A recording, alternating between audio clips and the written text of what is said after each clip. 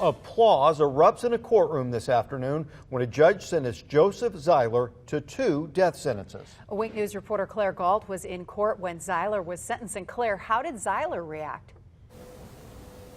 He didn't show emotion, and he didn't show remorse. Joseph Zieler reacted the same way he did when a jury found him guilty of double murder and when that same jury recommended he be sentenced to death. But there was nothing but emotion from the family and friends of Robin Cornell and Lisa Story. Hugs and tears. If Joseph Zieler hoped to convince the judge not to sentence him to death for double murder, he had a funny way of showing it. Oh. In shackles, he was still able to elbow his own lawyer, Kevin Shirley. So he called me over, and he acted like he didn't want our conversation to get picked up by the microphone.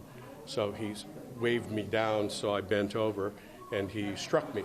This is what Judge Robert Branning heard from the families and the friends of 32-year-old Lisa Story and 11-year-old Robin Cornell, murdered in Cape Coral in 1990.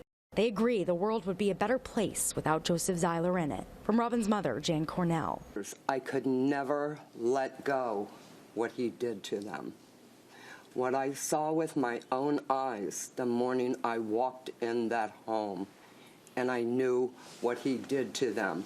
I could never let it go. And this from Robin's older sister, Jeannie. This person did the worst thing ever imaginable.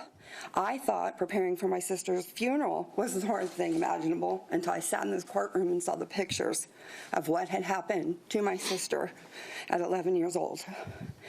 And being violated, naked, beaten on the same floor that we played games. From 32-year-old Lisa Story's fiance, Randy Richards. If I had a wish to the court, I would wish that this man would never be free. I hate to sound like a cruel individual, but if the death penalty was ever set forward for anything, it's for such a heinous crime of this magnitude. With that, the judge made it clear what he believed a just verdict: death. In this case, the aggravating factors are horrific and every parent's worst nightmare. Now, the big break in this case came in 2016 when Zieler was arrested for battery on his own son. Cape Coral police took his DNA and connected him to the 1990 killings. Now, in a death penalty case, an appeal is automatically filed. But for the friends and the family of Robin Cornell and Lisa Story, that does not matter. They don't care. Today means justice. They told me after 33 years, they can finally rest. Live at the Lee County Courthouse, Claire Galt, Wink News.